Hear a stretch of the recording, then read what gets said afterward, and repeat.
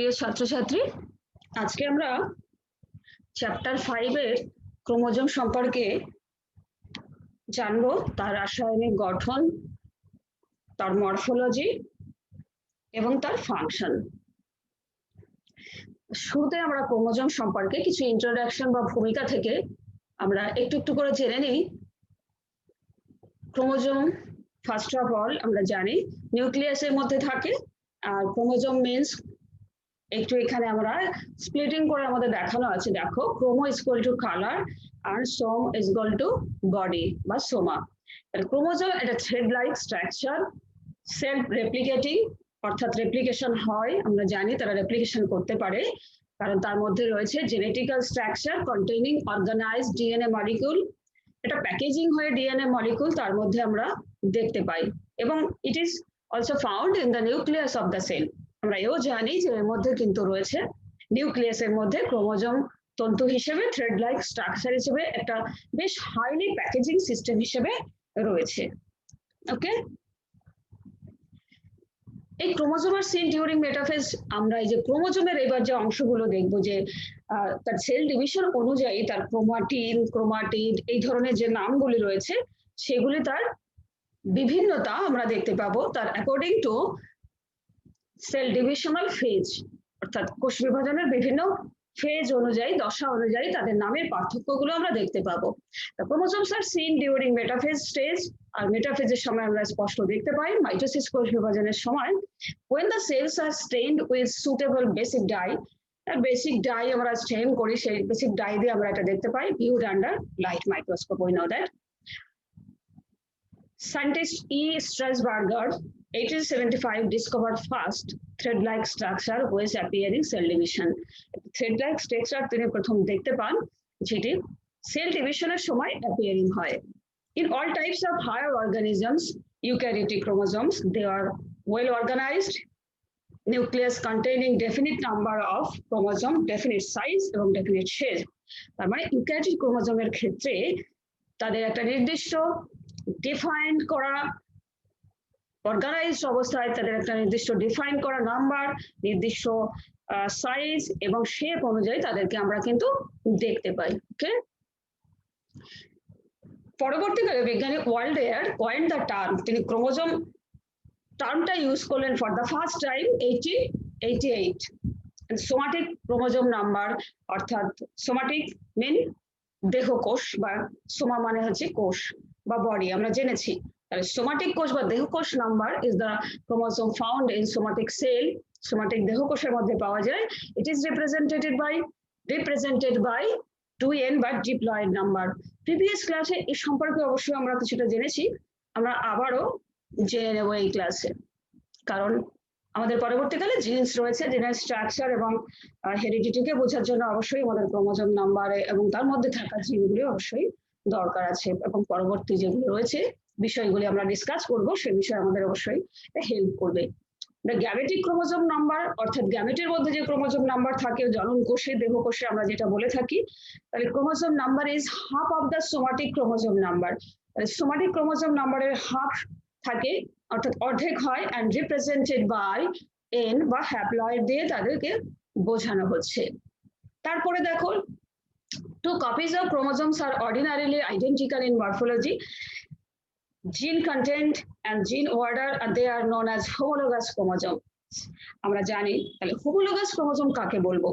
দুই জোড়া, two copies থাকবে, তার মানে সরি দুই জোড়া নয়, এটা এক জোড়া হবে। টু কপিস, দুটো কপি থাকবে, এক জোড়া হবে, তার মানে ক্রোমোজোম যেটা অ্যাকচুয়ালি আইডেন্টিক্যাল হবে, কিন্তু যারা বাহ্যিকভাবে অঙ্গসংস্থানগতভাবে গঠনের দিক থেকে তারা একই রকম হবে, তাদের মধ্যে জেনেটিক মেটেরিয়াল অর্থাৎ জিন কন্টেন্ট একই থাকবে, এবং জিনের যে লোকাস, যে অবস্থান রয়েছে, সেই অবস্থানও তাদের একই হবে। এই জন্য বলছে জিন অর্ডার একই হবে, they are known as homologous chromosome, তাদেরকে বলা হচ্ছে homologous chromosome.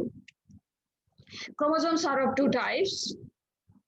We know that autosomes that control characters other than sex characters are carrying genes for somatic character. দেহকোষ নির্ধারণকারী বা দৈহিক বৈশিষ্ট্য নির্ধারণকারী কোষগুলির মধ্যে যে ক্রোমোজোম থাকে সেগুলি হচ্ছে, বা যে ক্রোমোজোমগুলি দেহকোষের বৈশিষ্ট্য নির্ধারণকারী যে ক্রোমোজোমগুলি, তাদেরকে বলা হয় অটোজোম। এটা আমরা জানি।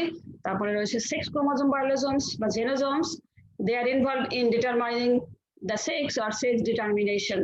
Even and most of other mammals, two sex chromosomes, we know that X and Y, and also called heterosome, because different type of chromosome present আমরা জানি, এই জন্য একে বলা হয় heterogamitic. And females have two X chromosome in diploid cells এর ক্ষেত্রে আমরা এটা পড়েছি, এবং বার্ডস এর ক্ষেত্রে থাকে ফিমেলের heterogamitic and মেলের ক্ষেত্রে homogametic. Diploid and haploid. So ploidy is called chromosome number. A diploid 2n, where n is equal to chromosome number, so 2n is equal to diploid. A diploid means have two homologous copies of chromosome. Two homologous copy of the দুটো homologous copies থাকে, একই যেটা আমরা পড়েছি homologous chromosome গুলি থাকে, of each chromosome এর একটি ক্রোমোজোমের মধ্যে দুটি homologous copy থাকে, যেটা 2n দিয়ে আমরা নির্ধারণ করছি। The body cell of animals are diploid. প্রাণী কোষের দেহ কোষের নির্ধারণকারী যে ক্রোমোজোম গুলি রয়েছে তারা ডিপ্লয়েড, আমরা একটু আগে জেনেছি। তাহলে haploid only one copy of each chromosome, একটা মাত্র কপি থাকে ইন অ্যানিমাল গ্যামেট এর ক্ষেত্রে আমরা দেখতে পাই হ্যাপ্লয়েড, এবং হ্যাপ্লয়েড নাম্বার স্পার্ম এবং ওভামের ক্ষেত্রে হ্যাপ্লয়েড নাম্বার দেখতে পাই, রাইট? তাহলে ক্রোমোজোম নাম্বার কিন্তু ভ্যারি করে, it varies, কিন্তু 2 is equal to tetraploid হতে পারে, n is equal to, where n is equal to 2n is equal to 1200 হতে পারে, যেখানে n is equal to gametic or haploid chromosome number, 2n is equal to somatic or diploid chromosome number. The number of chromosomes varies from species to species. It is very important একটি কথা, এটি খুবই গুরুত্বপূর্ণ একটি কথা যে chromosome number বা ক্রোমোজোমের সংখ্যা প্রজাতি থেকে প্রজাতির মধ্যে কিন্তু ভ্যারি করছে। Normally all individual of a species have the same chromosome number. একই ব্যক্তি একই নির্দিষ্ট প্রজাতির ক্ষেত্রে ক্রোমোজোম নাম্বার কিন্তু একই হবে, একটা নির্দিষ্ট প্রজাতির প্রত্যেকটা ব্যক্তির ক্রোমোজোম নাম্বার একই হবে। Size of chromosome is normally measured at the mitotic metaphase phase. যদি তাদের সাইজ দেখা হয় তাহলে দেখা যাবে 0.25 micrometer in fungi and birds, as well as 30 micrometer in some plants like Trillium. Chromosome has two arms. বিশেষ কিছু স্ট্রাকচার আমরা বা ফিচার অর্থাৎ ক্যারেক্টারিস্টিক্স আমরা ক্রোমোজোম সম্পর্কে জেনে রাখছি। টু আর্মস থাকে, P is the shorter arm and Q is the longer. অর্থাৎ P Q তাদের দুটি বাহু থাকে, P টি ছোট এবং Q টি বড়। Chromosome shape is usually observed at anaphase. তাদের আকারটা আমরা দেখতে পাই অ্যানাফেজ স্টেজে, when the position of primary constriction determines the chromosome shape, এবং যেখানে আমরা প্রাথমিক খাঁজ অর্থাৎ সেন্ট্রোমিয়ার তাদের যে ভাগটা রয়েছে ক্রোমোজোম শেপটা সেটা তাদের নির্ধারণ করছে। The constriction or centromere can be terminal.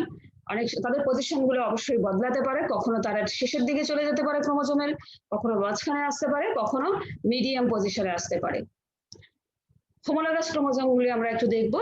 have two copies থাকে of each chromosome ক্ষেত্রে, diploid organism ক্ষেত্রে two copies থাকে, both copies are ordinarily identical, আমরা আগে বলেছি, is pair made up of two homologs, is inherited in separate from separate parent. আমরা homologous chromosome গুলি বংশগতভাবে এরা ইনহেরিটেড হয় প্যারেন্টস থেকে, অন একটা হোমোলগ আসে মাদার থেকে, অন্য হোমোলগটি আসে ফাদার থেকে। এখানে স্পেসিস অনুযায়ী কতগুলি ক্রোমোজোম কোন কোন প্রজাতির মধ্যে আমরা দেখতে পাই, যেমন এখানে in case of human beings এখানে আমরা 46 ক্রোমোজোম দেখতে পাই, অর্থাৎ 2n is equal to এখানে 46। তাহলে এখানে ওয়ান পেয়ার রয়েছে কিন্তু সেক্স ক্রোমোজোম নির্ধারণকারী ক্রোমোজোম, সেগুলি হবে তাহলে হবে 22 পেয়ার্স হচ্ছে সোমাটিক ক্রোমোজোম থাকবে অর্থাৎ অটোজোম, আর ওয়ান পেয়ার সেক্স ক্রোমোজোম। অন্যান্য অ্যানিমালসদের ক্ষেত্রে আমরা দেখতে পাচ্ছি, অন্যান্য প্রজাতির ক্ষেত্রে অ্যালিগেটরের ক্ষেত্রে কত হয়, হানিবির ক্ষেত্রে কত হয় সেটা আমরা দেখতে পাচ্ছি, হাউস ফ্লাই কত, ফ্রুট ফ্লাই এর কত, তো এগুলো রয়েছে একটু দেখে নিও। আর কি করে হানিবির ক্ষেত্রে হয় হ্যাপ্লয়েড ডিপ্লয়েড আমরা কত প্রিভিয়াস ক্লাসে আলোচনা করেছি এখানে, যে কুইনের থেকে যে এগ হয় সেটা নো ফার্টিলাইজেশন এর সংখ্যক, হ্যাপ্লয়েড লার্ভি সেখান থেকে ড্রনস মানে মেল। এবার যখন 2n যদি সরাসরি থেকে যায় তাহলে 2nটা দেখো এখানে ফার্টিলাইজ যদি হয় তাহলে এই 2nটাই আসবে, কিছু ডিম তাহলে ফার্টিলাইজ হবে যারা, তারা ডিপ্লয়েড এ পরিণত হবে, জাইগোট এবং ডিপ্লয়েড লার্ভি হবে। তাদের ক্ষেত্রে যারা রয়্যাল জেলি ফিট করবে তারা ওয়ার্কার্স, রয়্যাল জেলি ফিট করে তারা কুইন হবে, আর যারা ফিট করবে না তারা ওয়ার্কার্স হবে। মরফোলজি মেটাফেজ স্টেজে মোস্ট সুটেবল স্টেজ এটি রয়েছে। ক্রোমোজোম মরফোলজি আমরা ভিজিবল হয়, সময় আমরা দেখতে পাই, দৃশ্যমান হয়। Morphology changes during cell division অনুযায়ী কিন্তু ক্রোমোজোমের কখনো থিন, কখনো কয়েল, কখনো ইলাস্টিক থ্রেড লাইক স্ট্রাকচার গুলো আমরা দেখতে পাবো। তা এর মধ্যে কিন্তু thin elastic thread like structure কিন্তু ইন্টারফেজে দেখা যায়, যেটা নর্মালি স্থির অবস্থায় কিন্তু থাকে। সেল সেন্টার যখন মাইটোসিসে প্রবেশ করে তখন কিন্তু তারা সবসময় কনডেন্স হয়, ঘনীভূত হয়ে, এবং তারা ক্রমশ ঘনীভূত হয়ে স্থূলাকার হয়, এবং তারা ডটার সেলের মধ্যে এই অবস্থায় ট্রান্সমিটেড হয়। In mitotic metaphase chromosome the following structure গুলি আমরা দেখতে পাবো। কি কি ফিচার আমরা দেখতে পাই সেটা আমরা দেখবো, যে মেটাফেজের ক্ষেত্রে কি কি স্ট্রাকচার আমরা দেখতে পাচ্ছি। তো মরফোলজি অফ ক্রোমোজোম এখানে যদি দেখি যে একটা সিস্টার ক্রোমাটিড রয়েছে, দেখো এখানে সিস্টার ক্রোমাটিড ক্ষেত্রে রয়েছে, এগুলো কি দেখাচ্ছে, এগুলো হচ্ছে আর এগুলি স্যাটেলাইট ক্রোমোজোম, এবং শেষের যে প্রান্তটুকু রয়েছে সজ্জারীতি সেটা হচ্ছে স্যাটেলাইট। প্রাথমিক খাজ সেন্ট্রোমিয়ার, সেকেন্ডারি কনস্ট্রিকশন বা গৌণ খাজ, গৌণ খাজ রয়েছে। গৌণ খাজ কোথায়, এই যে সেকেন্ডারি কনস্ট্রিকশন বা গৌণ খাজ, এবং শেষ প্রান্তকে বলা হচ্ছে টেলোমিয়ার। আচ্ছা, স্যাটেলাইট আরেকবার বলি, স্যাটেলাইট গৌণ খাজযুক্ত ক্রোমোজোম যেগুলোতে সেকেন্ডারি কনস্ট্রিকশন রয়েছে, সেই ক্রোমোজোমের একদম শেষের দিকে ফোলা যে অংশটা থাকে তাকে স্যাটেলাইট ক্রোমোজোম বলা হয়। এই স্যাটেলাইট ক্রোমোজোম যুক্ত থাকলে সেই ক্রোমোজোমগুলিকে স্যাট ক্রোমোজোম বলা হয়। এই স্যাট অংশটা কি ডিএনএ বিহীন থাকে, ডিএনএ থাকে না, এবং আচ্ছা ডিএনএ থাকে না এই অংশটিতে, তবে মানুষের কিন্তু সব ক্রোমোজোমগুলিতে এই স্যাট থাকে না, কিছু কিছু ক্রোমোজোম নাম্বার রয়েছে স্যাট। মানুষের 13, 14, 15, 21 ও 22তম ক্রোমোজোমগুলিতে স্যাট ক্রোমোজোম সাধারণত আমরা স্যাট অংশটুকুই দেখতে পাই। এবারে ক্রোমাটিড সম্পর্কে দেখবো আমরা, ক্রোমাটিড কাকে বলছে।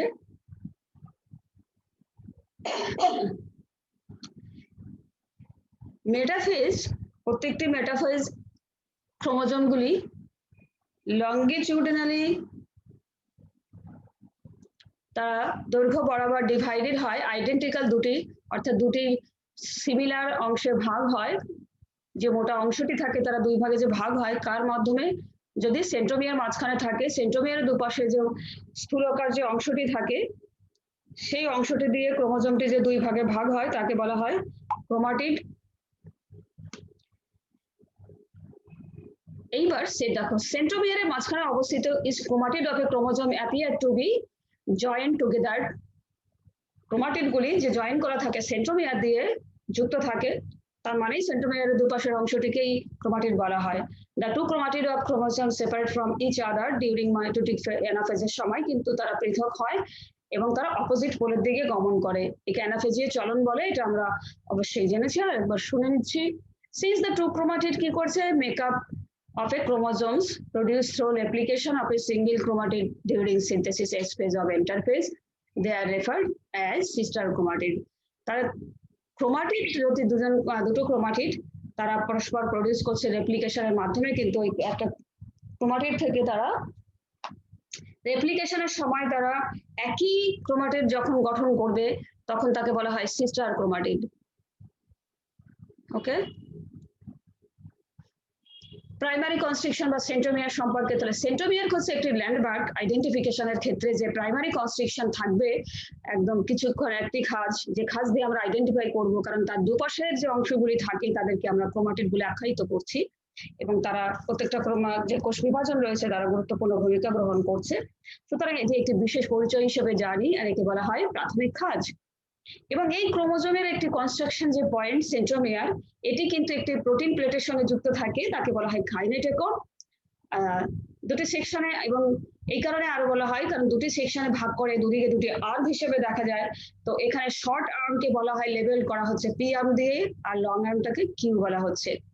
এবার টেলোমিয়ার দেখো, টেলোমিয়ার একদম টেলিং অর্থাৎ শেষ প্রান্ত two ends of a chromosome থাকে, এবং তাদের কিছু ক্রিটিক্যাল রোল রয়েছে রেপ্লিকেশনের সময়। রেপ্লিকেশন মানে ডিএনএ থেকে অবিকল সেই জিনিসের কপি হওয়া, প্রতিলিপি গঠন যাকে বলা হয়। সেই ক্রোমোজোমের রেপ্লিকেশনের সময় এই যে টেলোমিয়ার রয়েছে, এই টেলোমিয়ারটি ক্রোমোজোমের লেন্থকে মেনটেন করতে সাহায্য করে, না হলে প্রত্যেকটা ডিভিশনের পরে ক্রোমোজোমের লেন্থ ক্রমশ ছোট হতে থাকবে। এই অংশটি স্টেবল যথেষ্টই এবং different chromosomes do not use. আরেকটা জিনিস হচ্ছে ডু নট ফিউজ, অর্থাৎ ক্রোমোজোমগুলি পরস্পরের সঙ্গে ফিউজ হয়ে লেগে যাবে না, সেই হিসেবেও টেলোমিয়ারটাকে কিন্তু সেই অংশ হিসেবে কাজ করে যাতে পরস্পরের সঙ্গে লেগে না যায় কোষ বিভাজনের সময়। Telomeric region of chromosome is made up of কি বেস থাকে? অ্যাকচুয়ালি এর মধ্যে বেস থাকে এটিটি, জিজি, 3টে জি থাকে, 3টে এ থাকে, এবং রিপিটেটিভ সিকোয়েন্স তার এগেইনস্টে প্যালিন্ড্রোমিক সিকোয়েন্স, অর্থাৎ তার এগেইনস্টে যে সিকোয়েন্স থাকে, অর্থাৎ এ থাকলে কি হবে, এর সঙ্গে টি থাকে, তার উল্টো দিক থেকে থাকবে টিটি, এখানে যেটা টিটি লেখা আছে হবে টিটি এ জিজি সিকোয়েন্সেস, এবং তার অপোজিট যদি হয় এটির এগেইনস্টে হবে এ টি আর 3টে সি, 3টে জির এগেইনস্টে 3টে সি হবে। এটাকে কমপ্লিমেন্টারি সিকোয়েন্স হিসেবে বলা হয়। কোষ বিভাজনের সময় যাতে দৈর্ঘ্য ছোট না হয় টেলোমিয়ারের, সেটা কাজ করে, কারণ এই টেলোমিয়ার প্রান্তে টেলোমারেজ নামে এক প্রকার উৎসেচক থাকে। সেই উৎসেচকটি ডিএনএ অণুর সংশ্লেষ ঘটিয়ে নেয়, না হলে কিন্তু প্রত্যেকটা কোষ বিভাজনের সময় সেটি ছোট হতে থাকবে। সেকেন্ডারি কনস্ট্রিকশন, প্রাইমারি পরে চলে আসলো সেকেন্ডারি কনস্ট্রিকশন। ইন অ্যাডিশন, অর্থাৎ সেন্ট্রোমিয়ারের পাশাপাশি আরেকটি কনস্ট্রাকশন দেখতে পাই যেটাকে বলা হয় নিউক্লিয়ার অর্গানাইজার রিজিয়ন, এনওআর, যেটি নিউক্লিয়াস গঠন করতে সাহায্য করে। এবং সবশেষে রয়েছে satellite, the chromosome region between secondary construction and nearest the telomere.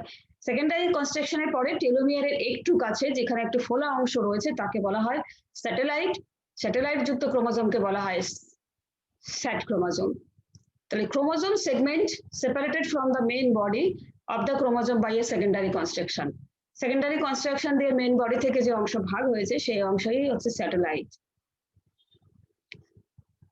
বই থেকে আমাদের ক্রোমোজোমের যে মেন চিত্রটা সেটা দেখলে কিন্তু তোমরা স্পষ্ট ধারণা পেয়ে যাবে। এবার আমরা সাইজ অবশ্যই স্টেজ টু স্টেজ ভ্যারি করবে সেল ডিভিশনের সময়। The chromosomes are the longest and thinnest ইন্টারফেজের সময় কিন্তু সব থেকে পাতলা হয় এবং সব থেকে দীর্ঘ হয়। সুতরাং এটি কখনোই আমরা আন্ডার মাইক্রোস্কোপ, অর্থাৎ মাইক্রোস্কোপের নিচে আমরা কখনো এটা দেখতে পাবো না। ওকে,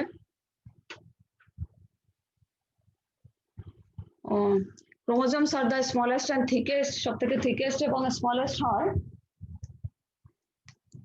মেটাফেজ দশায়।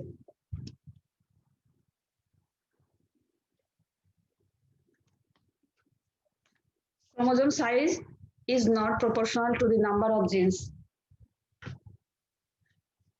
Chromosome size is not proportional to the number of genes present in the chromosome. তার সাইজ কখনোই তার জিনের নাম্বারের সঙ্গে কিন্তু প্রপোর্শন হবে না।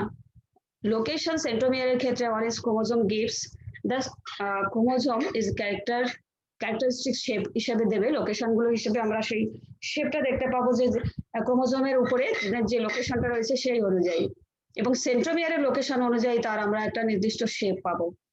আগেই বলেছি এটা একটা ল্যান্ডমার্ক হিসেবে কাজ করছে, যেটা দিয়ে আমরা যে ক্রোমাটিড গুলোকে ভাগ হচ্ছে সেটা কিন্তু আমরা পর্যবেক্ষণ করছি। Chromosomes classified according to centromere. Centromere position অনুযায়ী আমরা এটা প্রিভিয়াস ক্লাসগুলোতে পড়েছি, তবু একটু জাস্ট বলে নেব।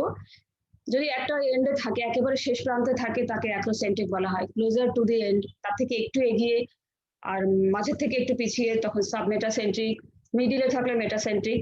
আর is chromosome has two arms, আমরা প্রিভিয়াসলি জেনেছি আমরা, P shorter arm, Q longer. P এখানে নেমড ফর পেটিট মানে small, and the Q is Q simply because it follows the P in the alphabet. এখানে আমরা এই ছবিগুলো আগেও দেখেছি, তো আরেকটু দেখে নাও। এখানে নন সিস্টার ক্রোমাটিডের ক্ষেত্রে দেখাচ্ছে কিভাবে ডুপ্লিকেটেড হয়, একে অপরের সঙ্গে কিভাবে বিনিময় ঘটবে। এখানে তাহলে এই দুটো কি আছে, হোমোলোগাস ক্রোমোজোম, এটা পি আর্ম, এটি কিউ আর্ম, এখানে সেন্ট্রোমিয়ার আমরা দেখতে পাচ্ছি। মেটাসেন্ট্রিক ক্রোমোজোমকে দেখো, মেটাসেন্ট্রিক মানে সেন্ট্রোমিয়ার এই যে লোকেশনটা দেখো, সেন্ট্রোমিয়ারের লোকেশন মাঝখানে রয়েছে, এবং এটি identical, sister chromatid, homologous chromosome, তার মানে এরা, এবং এখানে যখন ভি শেপেড আছে দেখো তারা ক্রমশ যখন ভি শেপেড থেকে যখন মাঝখানে এসছে, আর এই ভি শেপেড থাকা অবস্থায় কিন্তু এদের মাঝখানে আমরা সেন্ট্রোমিয়ারটাকে দেখতে পাচ্ছি। এক কথা মেটাসেন্ট্রিক ক্রোমোজোম কিন্তু লাইক ভি শেপেড নেবে, প্রত্যেকটা কিন্তু মাঝখানে থাকা অবস্থায় তার নামের যেমন একটা ভেরিয়েশন আমরা দেখতে পাচ্ছি, সেই অনুযায়ী কিন্তু তার একটা শেপ হবে, আর সেন্ট্রোমিয়ারের লোকেশন অনুযায়ী শেপ হয়, আমরা আগেই বলেছি। সুতরাং অ্যাকচুয়াল শেপটা হবে ভি শেপেড। তারপরে দেখে নিই সাবমেটাসেন্ট্রিক জে শেপেড। এলও বলতে পারি যে একদিকে একটা ছোট আর্ম রয়েছে, একদিকে বড় আর্ম রয়েছে, সেই জন্য যে যদি এরকম করে একটা স্ট্রাকচার যে চলে আসছে এলও বলতে পারি। তো সেক্ষেত্রে এটি পি আর্ম, এটি কিউ আর্ম। আচ্ছা, সেন্ট্রাল পয়েন্টে থাকে chromosome centromere is submedian giving are on longer. Submedian অবস্থায় থাকার জন্য, অর্থাৎ পুরোপুরি মাঝখানে নয়, পুরোপুরি টেল এন্ডে নয়, সেই জন্য একটা অবশ্যই ছোট আর্ম প্রদর্শন করবে আর একটি বড় আর্ম প্রদর্শন করবে, অর্থাৎ কি অ্যাক্রোসেন্ট্রিক।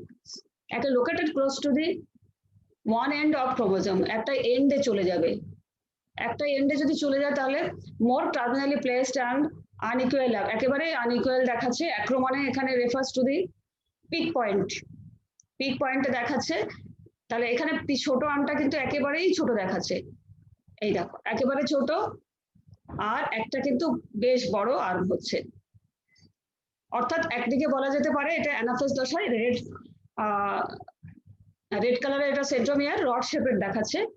অ্যানাফেজ তে আমরা এটা দেখতে পাই টেলোসেন্ট্রিক, মানে একেবারে টেল এন্ডে, অর্থাৎ তারপরে কিন্তু কোনো আর্ম দেখবো না। যেখানে আর্মটা আমরা দেখতে পাচ্ছি, অর্থাৎ বাহুটাকে আমরা একটু হলেও দেখতে পাচ্ছি, সেটা হচ্ছে অ্যাক্রোসেন্ট্রিক। আর যেখানে টেলো মানে একেবারে টেল এন্ডে চলে গেছে, তার অপর প্রান্তে কিন্তু কোনো বাহু আমরা দেখতে পাবো না, তার একদিকে চলে গেছে। Okay, chromosome located on end. Telocentric chromosome maybe rod শেপেডও হতে পারে, আবার ভি শেপেরও দেখাচ্ছে, অর্থাৎ তার অন্যদিকে তো আমরা দেখতে পাচ্ছি না, তার এই দেখো এই দুই দিকে দেখাচ্ছে বলে এটা ভি শেপেরও লাগছে। তাহলে ইউক্যারিওটিক ক্রোমোজোমের ক্ষেত্রে আমরা এই পার্থক্য দেখতে পাচ্ছি যে অ্যাক্রোসেন্ট্রিক এর আসেন্ট্রিক হতে পারে যদি উইদাউট এন সেন্ট্রোজোম, যদি সেন্ট্রোজোম একটা থাকে, অনেক সময় মনোসেন্ট্রিক হয়, ডাইসেন্ট্রিক উইথ টু ক্রোমোজোমস, এবং পলিসেন্ট্রিক যখন অনেকগুলো সেন্ট্রোমিয়ার থাকে তাকে পলিসেন্ট্রিক বলা হয়। এবার এত বড় ডিএনএ সেটা কি করে স্মল সাইজের ক্রোমোজোমের মধ্যে থাকবে? আমরা আগেই বলেছি যে হাইলি প্যাকেজিং সিস্টেম রয়েছে, সেই প্যাকেজিং সিস্টেম করে ক্রোমোজোমের মধ্যে ডিএনএ অবস্থান করছে। এখন সেই প্যাকেজিং সিস্টেমটা একটু দেখে নেব।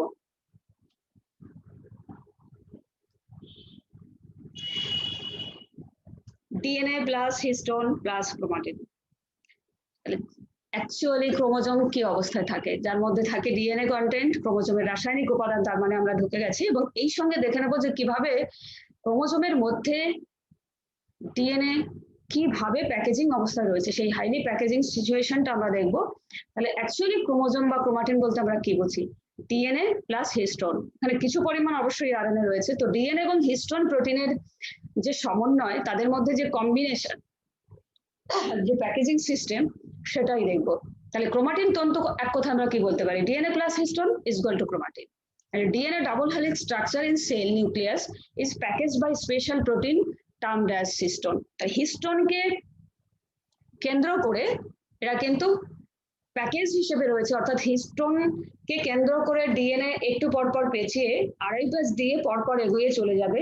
যদি কোনো বিড হয়, আসলে একটা মালার মতো, একটা পুঁথির মালার মতো, যেখানে সুতোটা রয়েছে ডিএনএ, এবং প্রত্যেকটা পুঁথিকে দুবার করে প্যাচ দিয়ে পরবর্তীটা চলে গিয়ে আবার পেঁচিয়ে চলে যাচ্ছে। ঠিক এরকম করে আমরা কিন্তু এখানে স্ট্রাকচারটাও দেখতে পাচ্ছি, যে এই যে মাঝখানে দেখো হিস্টোন প্রোটিন মাঝখানে রয়েছে, আর এখানে সুতোর মতো দুবার পেঁচ দিয়ে আছে, পেঁচিয়ে আছে। এই হলো প্যাকেজিংটা। অ্যাকচুয়ালি এই প্যাকেজিং সিস্টেমে ক্রোমোজোমের মধ্যে রয়েছে এবং হিস্টোনকে কেন্দ্র করে। তাহলে দ্য ফর্ম প্রোটিন অথবা DNA complex is called chromatin. Structural entity of chromatin অর্থাৎ নিউক্লিয়াসম। তাহলে নিউক্লিয়াসম আমরা তাকেই বলবো যখন ডিএনএ এর সঙ্গে হিস্টোন প্রোটিন এবং আরএনএ থাকবে, তাহলে তাকে তখন আমরা বলবো নিউক্লিয়াসম। এখানে আমরা প্যাকেজিং এ কিন্তু দেখতে পাচ্ছি যে একটু পরপর দেখো রয়েছে। এখানে একই সঙ্গে বলে রাখি যে হিস্টোন প্রোটিনের এখানে 4টে ইউনিট থাকে, তার সামনের দিক থেকে 4টি এবং যদি আমরা পেছনের দিকে ব্যাক সাইড দেখে দেখি তখন আরো 4টি দেখতে পারবো। অর্থাৎ একটা প্রোটিন 2টি সাব ইউনিটে ভাগ করা থাকে, এই জন্য 4টিকে বলা হয় হিস্টোন অক্টামার। 4x2, যদি 4টে আমরা এই যে দেখো এখানে দেখতে পাচ্ছি, তার মানে 2টি ইউনিট, এক একটার করে আরো 2টি ইউনিট আছে, সুতরাং 4x2 হিস্টোন অক্টামার। আর এখানে ক্রোমোজোমটি এখান থেকে হাইলাইট করে দেখানো আছে, দেখো এখানে প্যাঁচানো জাস্ট তন্তু দেখা যাচ্ছে, কিন্তু এর এক টুকরো তন্তুকে যদি আমরা মাইক্রোস্কোপে দেখতে পাই তাহলে কিন্তু এরকম স্ট্রাকচারটা দেখতে পাচ্ছি, যেখানে প্যাকেজিং অবস্থায় রয়েছে। তাহলে আলটিমেটলি রাসায়নিক উপাদান হিসেবে আমরা কি দেখতে পাচ্ছি, ক্রোমাটিন রয়েছে, দ্যাট মিন নিউক্লিওজোম, নিউক্লিওজোমের মধ্যে ডিএনএ বাইন্ডিং প্রোটিন, হিস্টোন এবং ডিএনএ। সেই প্যাকেজিং সিস্টেমটা আমরা আরেকবার দেখতে পাচ্ছি, এখানে আরেকটু দেখে নিই, যে 2 ন্যানোমিটার দৈর্ঘ্যের ডিএনএ রয়েছে, বিডস, ওই যে কথা বলছিলাম যে মালার উপরে রয়েছে বিডস অন এ স্ট্রিং, একটি সুতোর উপরে কতগুলো বিডের মতো করে রয়েছে, form of chromatin, actual structure এটাই। 30 ন্যানোমিটার হচ্ছে ক্রমশ প্যাটার্নটাকে বলা হয় সোলেনয়েড স্ট্রাকচার। এইভাবে তারা প্যাকেজিং করতে করতে অতিরিক্ত আরো সূক্ষ্ম অবস্থায় আরো পেঁচিয়ে ঘনীভূত হয়ে তারপরে ক্রোমোজোমের মধ্যে অবস্থান করবে। একটু এগিয়ে গিয়ে আমরা দেখতে পাচ্ছি প্রথমে ছিল 10 ন্যানোমিটার, মোট 30 ন্যানোমিটার একটা স্ট্রাকচার ক্রোমাটিন ফাইবারের হবে, সেই অবস্থায় একটা নিউক্লিওজোমের প্যাকেজিং হবে। ওকে, তারপরে দেখো এইখানে আমরা দেখতে পাচ্ছি কিন্তু এই যে অংশটা এখান থেকে এইটুকু কেটে নিয়ে আমরা এতগুলি সেকশন দেখতে পেলাম, যেখানে 30 ন্যানোমিটার স্ট্রাকচার শুধু এইটুকুর জায়গার মধ্যে আছে। তাহলে টোটাল জায়গাটা কতটা রয়েছে, 300 ন্যানোমিটার স্ট্রাকচার রয়েছে এর মধ্যে, 300 ন্যানোমিটার দৈর্ঘ্যের নিউক্লিওটাইড গুলো এর মধ্যে রয়েছে, যার একটা অংশ ভাগ করে আমরা দেখতে পাচ্ছি যার মধ্যে 30 ন্যানোমিটার ক্রোমাটিন ফাইবার গুলি প্যাকেজড অবস্থায় আছে। সুতরাং টোটাল একটি ক্রোমাটিন ফাইবারের মধ্যে 300 ন্যানোমিটার স্ট্রাকচারের নিউক্লিওটাইড গুলি থাকতে পারে। এবং পরবর্তী আমরা তো পিছনের দিকে যাচ্ছি, যেটা আমাদের স্থির অবস্থায় ক্রোমোজোম থাকে, আরো কনডেন্স হয়ে গেল, আরো ঘনীভূত হয়ে আরো মোটা আকৃতির হয়ে গেল, এবং পরস্পরের সঙ্গে তারা আরো কয়েলিং স্ট্রাকচারে এবারে চলে এলো। দেখো কয়েলিং স্ট্রাকচারে চলে এলো, এবং সেই কয়েলিংটা আলটিমেটলি প্রবেশ করলো enter into the mitotic phase. তাহলে মাইটোটিক ফেজের ক্রোমোজোমে এখানে আমরা দেখতে পাচ্ছি, মাইটোটিক ফেজের ক্রোমোজোমে সেন্ট্রোমিয়ার এখানে রয়েছে, তার এক টুকরো করে আমরা এটা দেখতে পেয়েছি। তাহলে এই অতিরিক্ত কয়েলিং স্ট্রাকচার আলটিমেটলি চলে এলো মাইটোটিক ফেজের একটি ক্রোমাটিডের অংশের মধ্যে। তাহলে এখান থেকে যত উপরের দিকে যাচ্ছে তত কিন্তু তারা বাড়ছে, তাহলে ঘনীভূত হয়ে কনডেন্সড হয়ে একেবারে হাইলি প্যাকেজড হয়ে এইটুকু জায়গার মধ্যে কিন্তু 700 ন্যানোমিটার, যেটা লাস্টে দেখাচ্ছে যে ক্রোমোজোম সেকশনে যে অংশটুকু আমরা দেখাচ্ছি এখানে, সেটা 700 ন্যানোমিটার রয়েছে। শুধুমাত্র এই ক্রোমাটিড মেটাফেজ দশায় যেটা দেখতে পাই তার এইটুকু অংশের সেকশনটাকে আমরা দেখতে পাচ্ছি। তাহলে এতটাই প্যাকেজড অবস্থায় কিন্তু রয়েছে, যার মধ্যে 1400 ন্যানোমিটার দৈর্ঘ্যের নিউক্লিওটাইড গুলো কিন্তু থাকতে পারে। এই যে ক্রোমোজোমের স্পেশালাইজড স্ট্রাকচার, একে বলা হয় সোলেনয়েড স্ট্রাকচার। Packaging system. এবার হিস্টোন প্রোটিন সম্পর্কে আমরা ডিটেলসটা জানবো। Histone grouped into 5 major classes, 5টা ক্লাস থাকে। H1 অথবা H5 দেওয়া আছে। হিউম্যান বিংস ছাড়া অন্যান্য প্রাণীর মধ্যেও H1, H2A, H2B, H3 and H4 এই 5 রকমের থাকে, কিন্তু বার্ডস এর ক্ষেত্রে অর্থাৎ পাখি যারা রয়েছে তাদের ক্ষেত্রে H1 এর পরিবর্তে তাদের H5 থাকে। These are into 2 superclass as well as core protein. Core protein মানে যে বিট গুলোকে ডিএনএ পেঁচিয়ে যাচ্ছে সেইগুলোকে বলা হচ্ছে কোর প্রোটিন। অর্থাৎ কোর হিস্টোন প্রোটিনটা হচ্ছে হিস্টোন অক্টামার, H2A, H2B, H3 এবং H4, প্রত্যেকটার আরো দুটো করে ইউনিট আছে। তার সামনের দিক থেকে আমরা দেখতে পাচ্ছি বিট গুলো যদি মাঝখানে একটা রেখা থাকে, নিচের দিকে দুটো ভাগ থাকে, ওই জন্য ওটাকে অক্টামার বলা হচ্ছে।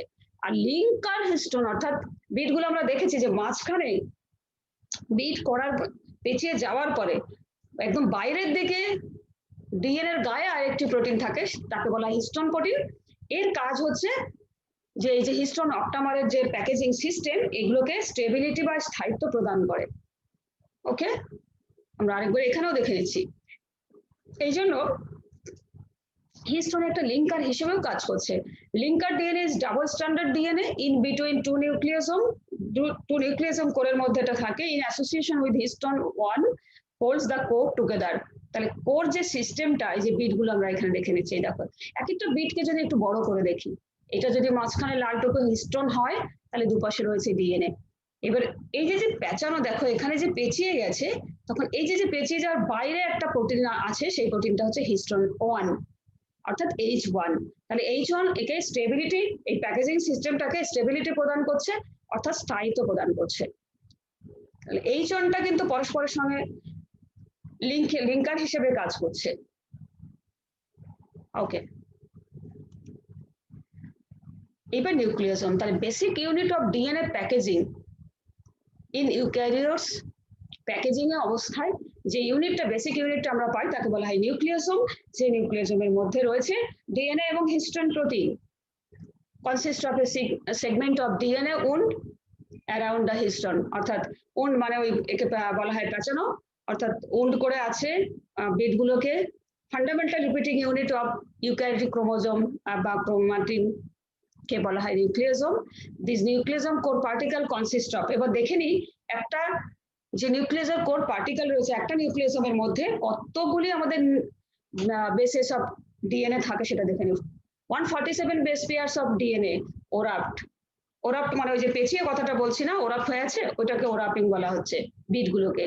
তাহলে কতটা থাকে, কত পরিমাণ বিট হচ্ছে একটাকে? 1.67 এরকম একটা পেঁচানো, মানে পুরোপুরি 2 নয়, 1.67 লেফট হ্যান্ডেড সুপার হেলিক্যাল, বাদিক থেকে সুপার হেলিক্যাল স্ট্রাকচার, অর্থাৎ এখানে যে helical structure DNA double helical, এখানে পেঁচানোর সময় আরো যেহেতু বেশি পেঁচানো অবস্থায়, ওরাপিং অবস্থায় থাকে, সেই জন্য এই কন্ডিশনটাকে সুপার হেলিক্যাল স্ট্রাকচার বলা হয়, এবং বাদিক থেকে পেঁচিয়ে যাচ্ছে। And turns around a histone octamer, ওই বললাম যে 4টি সাব ইউনিট সহজে 4টি হিস্টোন ক্রোমাটিন রয়েছে, H2A H2B। যদি সেটা একটা পুঁথি হয়, তাকে লেফট হ্যান্ডের দিক থেকে ডিএনএ পেঁচিয়ে বা ওরাপিং করবে, সেটাই এখানে আমাদের বলা আছে অক্টামারকে ঘিরে। দ্য নিউক্লিয়াসম কোর্স দেমসেলভস কয়েল, এবং নিজেদের ক্ষেত্রে এরকম কয়েলিং করবে into a solenoid shape, solenoid structure করবে, which itself coals two further compact the DNA. পরবর্তীকালে প্রত্যেকে একটা, এই যে আমরা পিছনেটাকে দেখে এরকম স্ট্রাকচার করে পরস্পরের সঙ্গে আরো কম্প্যাক্ট স্ট্রাকচারে পরিণত হবে, যাতে ক্রোমোজোমের মধ্যে তারা থাকতে পারে। এখানে দেখো ভালো করে দেখো, particles are connected by stresses of linker DNA. এখানে লিঙ্কার ডিএনএ দিয়ে তারা পরস্পরের সঙ্গে যুক্ত আছে। এই যে এটা হিস্টোন 1, এইভাবেই ওই যে যেখানে আমরা দেখছি যে পেঁচানোর পরে যে দুটো মুখ রয়েছে ডিএনএ, তার পাশে যেটা দাঁড়িয়ে আছে যে histone 1 protein with 80 BP long. Technically nucleosome is defined কিভাবে করতে পারি, যে core particle, histone core particle plus 1 of this linker region, and however the word is often synonymous core particle. Linker histone protein, H1 protein যেহেতু link up করছে, এই দুটোর যে ওরাপিং system, যে পেঁচানো সিস্টেম, তাকে লিঙ্ক আপ করে রেখেছে, অর্থাৎ স্টেবিলিটি গিভস প্রদান করছে, and isoforms are involved in chromatin কম্প্যাকশনে সাহায্য করছে। আর দ্য বেস এন্ড ডিএনএ এখানে এন্ট্রি হচ্ছে, দেখো এখানে একদিক থেকে এন্ট্রি হবে, আরেক দিক থেকে এরকম পেঁচিয়ে তারপরে বেরোবে।